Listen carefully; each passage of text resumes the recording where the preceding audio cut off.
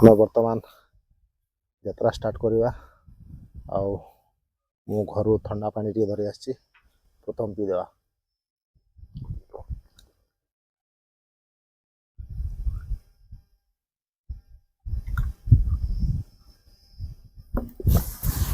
ବହୁତ ଜୋରରେ ଥଣ୍ଡା ଅଛି, ଆଉ ଏଇ ଖରାକୁ ଥଣ୍ଡା ପାଣି ବହୁତ ମାନେ ଶାନ୍ତି ଲାଗୁଛି। ତ ଏବେ ଆମେ ଯାତ୍ରା ଆରମ୍ଭ କରିବା। ଭିଡ଼ିଓଟା ଲାଗି ରହନ୍ତୁ।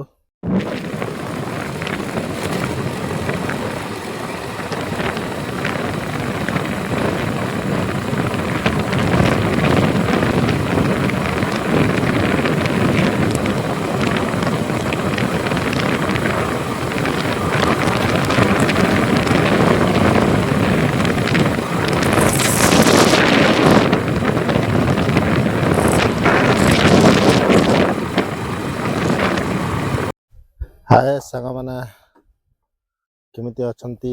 ଆଶା କରୁଛି ଆପଣମାନେ ଏଇ ଗରମରେ ବହୁତ କଷ୍ଟରେ ଥିବେ ନିହାତି। ତ ମୁଁ ଆଜି କାହିଁକି ବ୍ଲଗ୍ ବନାଉଛି, ଯେଉଁଟାକି ବହୁତ ଦୂର ମୁଁ ବାଇକ୍ରେ ଯିବି, ଆଉ ବହୁତ ଦୂର ଯେଉଁଟାକି ସମୟ 2ଟା ହେଇଛି। 2ଟା ସମୟରେ ମୁଁ ବାଇକ୍ରେ ଯାଉଛି, ଆଉ ଯିବା ରାସ୍ତାରେ କେଉଁ ଜାଗାରେ ଗଛ ଛାଇ ମିଳୁଛି ଆଉ କେଉଁ ଜାଗାରେ ଗଛ ଛାଇ ମିଳୁନି, ସେ ଦୃଶ୍ୟ ମଧ୍ୟ ଆପଣମାନଙ୍କୁ ନିଶ୍ଚୟ ଦେଖେଇବି। ତ ମୁଁ ଆଜି ବାଇକ୍ରେ ଯାଉଛି, ଆଉ ଏତେ ଗରମ, ପୁରା ଏମିତି ଗରମ, ରାସ୍ତା ପୁରା ନିଆଁ ଭଳି ଜଳି ଯାଉଛି। ଆଉ ମୋର ଗୋଡ଼ରେ ଚପଲ ପିନ୍ଧିଛି, ଆଉ ଜୋତା ବୁଟ୍ ପିନ୍ଧି ନାହିଁ। ତ ଚପଲରେ ଏମିତି ଗୋଡ଼ ଠାରୁ ଯେମିତି ଗରମ, ନିଆଁ ଗରମ ଏମିତି ଲାଗୁଛି, ପୁରା ପ୍ରବଳ ଗରମ।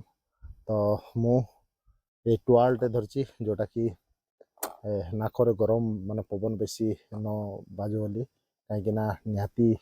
ଆଉ ମୁଣ୍ଡରେ କ୍ୟାପ୍, ମୋର ବ୍ଲାକ୍ ଚଷମା ମୁଁ ୟୁଜ୍ କରେ ନାହିଁ, କାହିଁକିନା ମୋ ୱାନ୍ ସାଇଡ଼୍ର ଆଖି ଯେଉଁଟା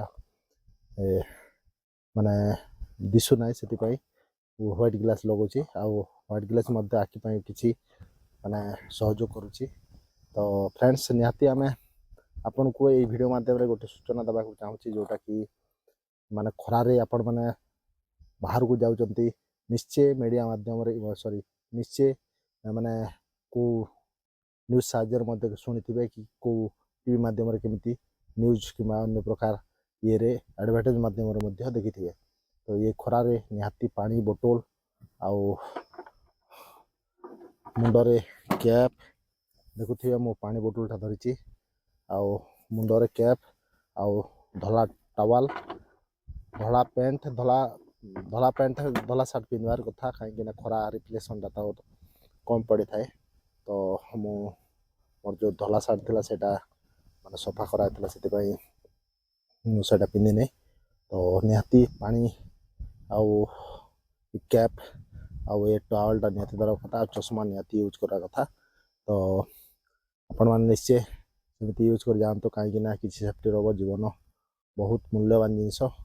ତ ନିଶ୍ଚୟ ଆଉ ଜାଗା ଜାଣି ଯେଉଁ ଜାଗାରେ ଯେଉଁଟାକି ଦୋକାନ ବା କୌଣସି ଇଏ ଥିବ, ସେ ଜାଗାରେ ଘୋଳ ଦହି କିମ୍ବା ଅନ୍ୟ ପ୍ରକାର ଲେମ୍ବୁ ପାଣି ମିଳୁଛି, ସେଇଟା ପିଅନ୍ତୁ। ଅନ୍ୟ ପ୍ରକାର କୋଲ୍ଡ ଡ୍ରିଙ୍କସ୍ ଯାକ ପିଅନ୍ତୁ ନାହିଁ, କାହିଁକିନା ସେଇଟା ମିଠା ଅଂଶ, ଆଉ ସେଇଟା ଲିକ୍ୱିଡ଼ ଇଏ ଦ୍ୱାରା ହେଇଥିବ, ସେଥିପାଇଁ ତାଠୁ ବେଶୀ ଶୋଷ ଲାଗେ। ତ ଆଜି ଚାଲନ୍ ଯିବା। ଭିଡ଼ିଓଟା ଆପଣମାନେ ଦେଖୁଛନ୍ତି, ଖରା ଆଉ ଏଇ ଗଛ ଛାଇରେ ମୁଁ ରହିକି ଭିଡ଼ିଓ ବନୁଛି। ତା ଆଗରେ ପୁରା ଖରା ଦେଖୁଥିବେ, ପୁରା ଝାଇଁ ଝାଇଁ ଖରା ହେଉଛି, ଆଉ ପୁରା ଏଇ ଯେଉଁ ପିଚୁ ରହିଛି, ସେ ପିଚୁ ପୁରା ନିଆଁ ଭଳି ଜଳି ଯାଉଛି। ଆଉ ଚାରିଆଡ଼େ ଦେଖୁଥିବେ ଗଛ ପତ୍ର ପୁରା ଏତେ ଏମିତି ଖରାରେ ପତ୍ରର ଛାଇ ମଧ୍ୟ ଦିଶୁନାହିଁ। ତ ନିଶ୍ଚୟ ଆପଣମାନେ ଭିଡ଼ିଓଟା ଲାଗି ରହନ୍ତୁ। ଭିଡ଼ିଓଟା ଭଲ ଲାଗୁ ତାହେଲେ ଭିଡ଼ିଓ ଲାଇକ୍, ସବସ୍କ୍ରାଇବ୍, କମେଣ୍ଟ ଆଉ ସାଙ୍ଗମାନଙ୍କୁ ସେୟାର କରନ୍ତୁ। ତ ଚାଲନ୍ତୁ ଆଜିର ଏଇ ହୁଦୁହୁଦିଆ ଖରାରେ କେମିତି 60-70 କିଲୋମିଟର ଟ୍ରାଭେଲ୍ କରି ଯାତ୍ରା କରିବା, ଯେଉଁଟାକି ବାଇକ୍ ସାହାଯ୍ୟରେ। ତ ଚାଲନ୍ ଭିଡ଼ିଓଟା ଲାଗନ୍, ଶେଷ ପର୍ଯ୍ୟନ୍ତ ଦେଖନ୍, ଆଉ ଲାଇକ୍, ସବସ୍କ୍ରାଇବ୍, କମେଣ୍ଟ ନିଶ୍ଚୟ କରନ୍ତୁ।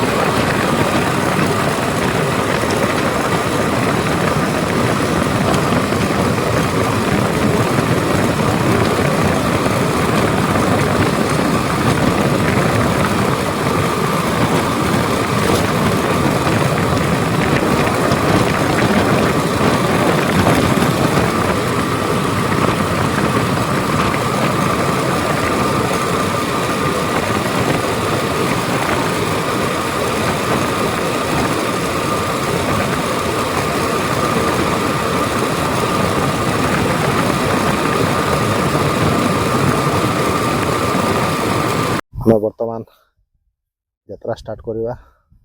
ଆଉ ମୁଁ ଘରୁ ଥଣ୍ଡା ପାଣି ଟିକେ ଧରି ଆସିଛି, ପ୍ରଥମ ପିଇଦେବା।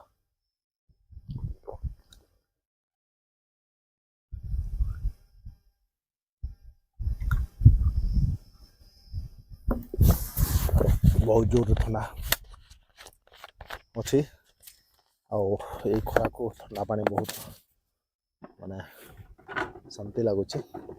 ତ ଏବେ ଆମେ ଯାତ୍ରା ଆରମ୍ଭ କରିବା। ଭିଡ଼ିଓଟା ଲାଗି ରହନ୍ତୁ। ଏଇ ଖରାରେ ବହୁତ ମାତ୍ରାରେ ଏଠିକି ଯେଉଁ ସଜନା ଗଛ ଲଗାଉଛି, ସେ ସଜନା ଗଛଟା ଏଇ ଖରାରେ ବଞ୍ଚିଥାଏ, କାହିଁକିନା ଟିକେ ପାଣି ଅଳ୍ପ ଇଏରେ ବଞ୍ଚିଯାଏ। ଆଉ ଦେଖୁଥିବେ ପୁରା ଖରା ଚାରିଆଡ଼େ, ରାସ୍ତାରେ ପୁରା ଲୋକ ସୁନସାନ, ବହୁତ ପରିବାର ଲୋକ ଆସୁନାହାନ୍ତି। ମା ଗୋଟେ ଦୁଇଟା ବାଇକ୍ ଆସିବା ଯିବା ପରେ ସେଟା ମଧ୍ୟ ଆଉ ଦିଶୁନି।